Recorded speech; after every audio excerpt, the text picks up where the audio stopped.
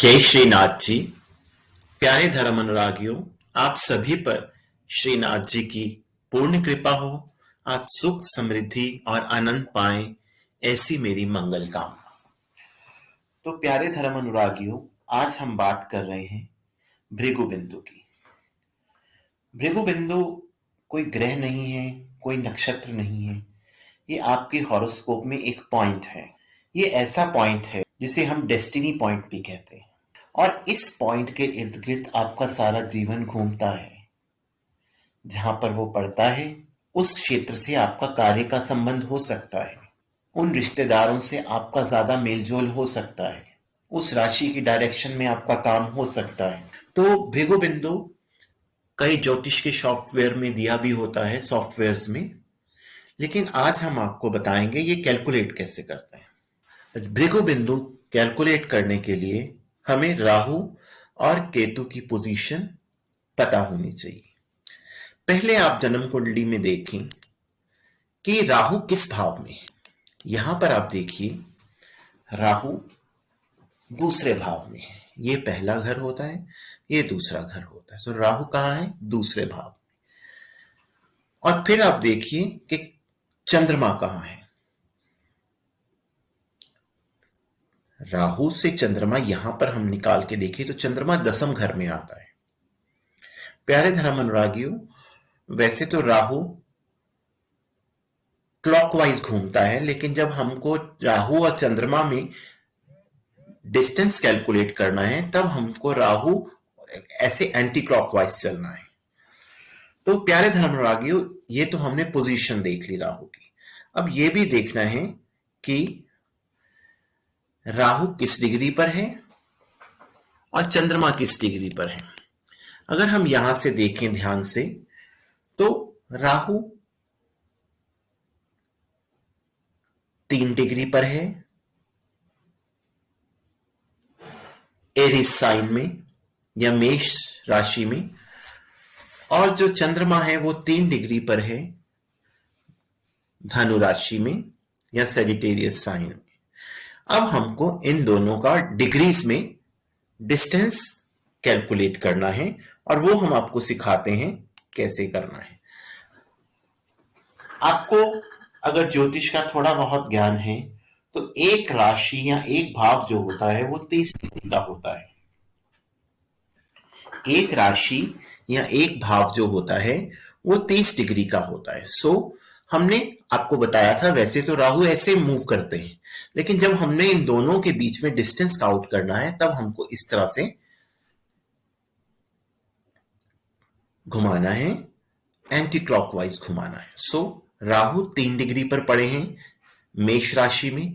तो हमने राहु को अगली राशि में जाने के लिए कितनी डिग्री कवर करनी पड़ेगी? 27, क्योंकि एक राशि 30 डिग्री की होती है। 3 डिग्री कवर कर चुका, तो हमने यहां पर 27 लिख लिया।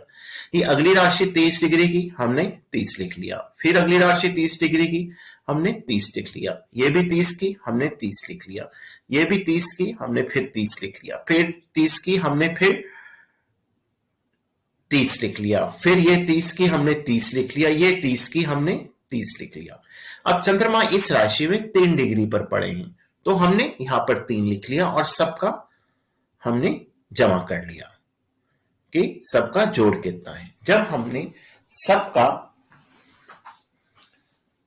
जोड़ कर लिया, तो हमने पाया कि टोटल 240 डिग्री बनता है। अब इसको हम 2 से भाग देंगे। 2 से भाग देने पर शेष क्या बच जाएगा? 120। अब हमने 120 को लेना है। इस 120 को हमने राहु की डिग्रीज में ऐड कर देना है। इस 120 को हमने राहु की डिग्रीज में ऐड कर देना है। तो आप ये देखिए, राहु 3 डिग्री पर है, तो यहां 27 डिग्री, ठीक है, हमने ऐड किए, प्लस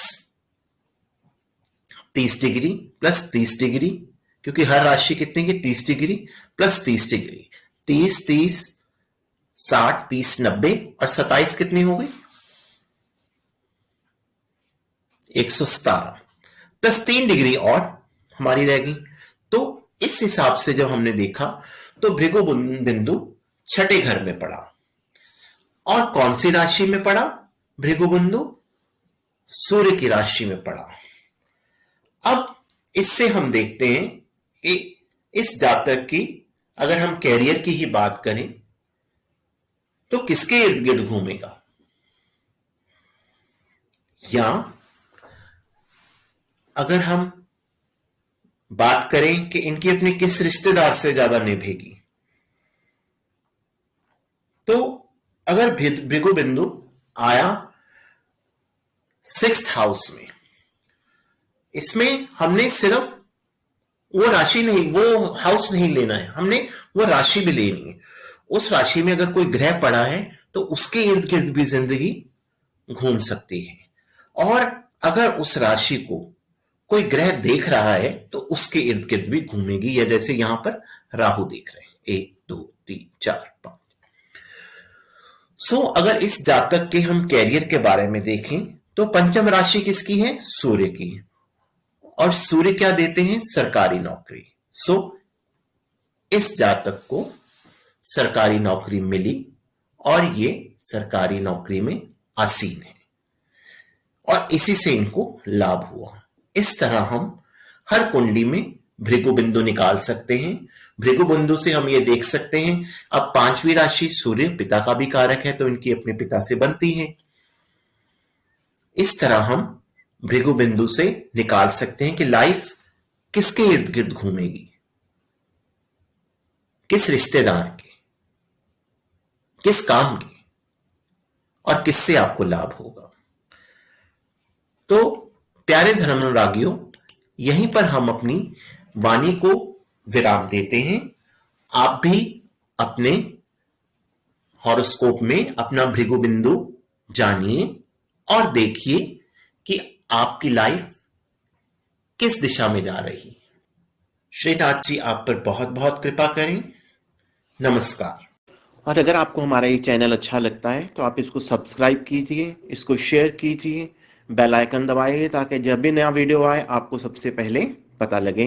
हमसे मिलने के लिए, हमसे परामर्श लेने के लिए निम्न टेलीफोन नंबर पर हमसे बात कर सकते हैं। भगवान आप सभी को बहुत सुखी रखें। नमस्कार।